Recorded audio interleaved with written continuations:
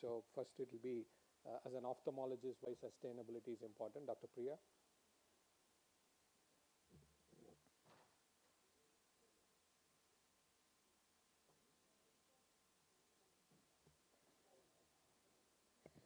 At the outset, I would like to thank Dr. Venkatesh and Dr. David Chang for having me here. So, well, today I'm going to be covering just a brief cover-up. I think a lot has been discussed about the sustainability in ophthalmology.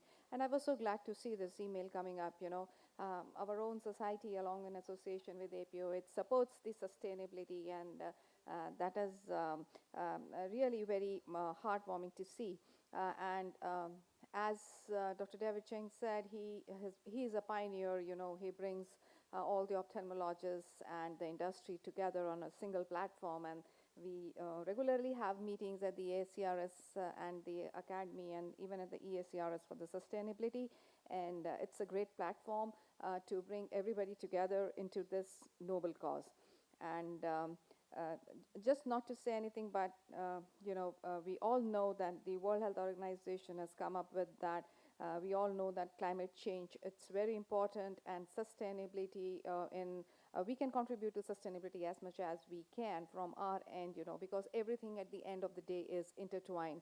So strengthening of the health infrastructure, especially in the developing countries, that's very crucial to to reduce the greenhouse emissions. And we have a different concept coming up from the West, decreasing the OR waste, etc., towards that can contribute towards sustainability and also towards the climate change. So basically, this was the study by Dr. Chang, and with an online survey of more than 1,300 cataract surgeons, this is what they came to conclusion, that at least 93%, everybody felt that the OR room waste is too much, it's excessive, and it needs to be reduced. Surprisingly, we in our country, in India, when we start comparing ourselves to what the waste is generated in the West is quite less as compared to that. And Dr. Venkatesh and his team, they have done an incredible job by documenting their study about the OR waste and other reusable things that can actually be reused during the surgery. And 78% opined that there was more reuse of supplies are warranted, with 90% they were actually concerned about global warming, and 87% wanted some sort of reduction in the surgical carbon footprint. So that's actually motivating. There are various challenges, when we come across this. We all know that, the reliance on a single-use instruments, because, that's a very thin line. Actually, not everybody is so keen to reuse these disposable instruments, because at the end of the day, there is another aspect which is known as endophthalmitis. That is one thing which all the surgeons are so scared of, and actually they should be scared of. But, you have to strike a balance between getting things done. Maybe if you can reuse some of the things by sterilizing them, then it should definitely be done. Waste from packaging, as it has already been highlighted, you can have those QR codes and IF views, information for use. You can just scan that and you can get all the information that you actually want to read, and the unused medication. So what do you do actually about it? So these are some of the sustainable surgical practices which you should be actually concerned about it. About reusing the surgical tools, the efficient use of resources, and, the minimal packaging. These are the three backbones of this. The concept of sustainability to go ahead with this, and implementing the energy efficient practices. This is the renewable energy, the solar, wind power, eco-friendly systems, the LED lights, motion sensors, etc. Whatever energy efficient practices that we can employ into our system, that would phenomenally change the paradigm of the future management and future decreasing the burden on the climate. So the sustainable eyewear, it has been recommended. Many people, you have those monthly disposable contact lenses over daily disposable. Maybe if somewhere down the line something can be recycled, reused, and using the sustainable energy in manufacturing the units.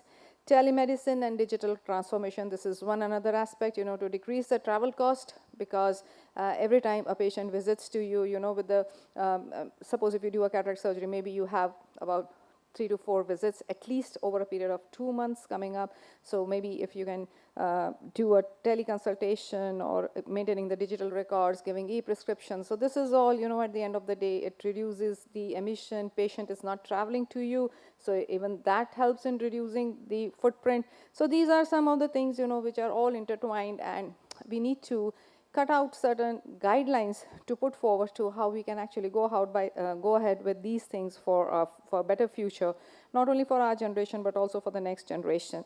So the procurement and waste management. So this is one of the most important and the essential aspects, you know, of how to go ahead with this. We need to prioritize managing the waste, etc. And we all know that, you know, we saw a beautiful video which was made by Arvind Group, Dr. Venkatesh, which was shown in the ASCRS. It was really enlightening to see that, you know, how things can actually be made much more sustainable in our practices by, you know, having an efficient cycle of use of material, and, you know, not even wasting whatever the waste comes up from the OR, even reusing that somewhere down the line.